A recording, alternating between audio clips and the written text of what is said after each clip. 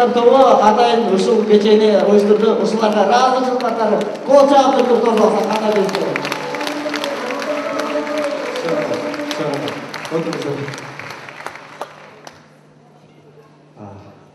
Чоң рахмат. Саламатсыздарбы, урматтуу ага эжелер, кадырлуу коноктор, сүйүктүү достор.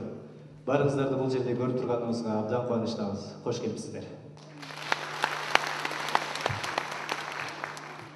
Мен бала кезинде тарбиялап өстүргөн тайнем азыр 95 жашта.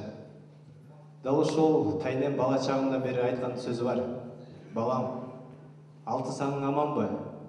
Жөн турба, кыймылда. Оюңда бир нерсең барбы? Кыл. Ден соолугуң барбы? Кудайга миң мертебе рахмат айт деп. Дал ушул сөздү өзүмө стимул кылып, талапмаган эмгектин аркасында дал ушул деңгээлге жетип отурам. Университетке келдим. Мага ошо эле ойлонгон, мага ошо эле келечеги максаты бир досторумду таптым. Ал достордун баарын биригип келип, бүгүн сиздер көрүп турган лидер жаштар клубун түздүк. Ал клубтун алгачкы ишин өзүңүздөр көрүп турасыздар. Бакыт Нуру кайрымдуулук фонду менен биргеликте бүгүнкү кайрымдуулук концертибизди уюштуруп отурабыз.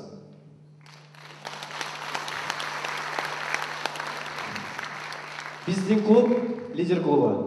Жалкоо адам деп эч нерсе кылбаган адам эмес. Өзүнүн кыла ала турган деңгээлинен аз кылган адамды жалкоо деп айтабыз. Азыр бир аздан көрөсүздөр, бул сахнага өзүнүн мүмкүнчүлүгү чектелген балдар чыгат, өзүнүн таланттарын сиздерге тартуулашат. Биз бул балдарга тизе бүгүп таазим кылышыбыз керек. 6 саны аман бизден караганда ушунчалык аракет кылып, өзүнүн талантын бир мүчөсү жетпесе да ушул жерге келип алып сиздердин алдыңыздарга тартуулайын деп отурушат. Дал ушул балдарга дагы бир жолу чоң ыраазычылык келтирип, биз ар дайым колдошубуз керек.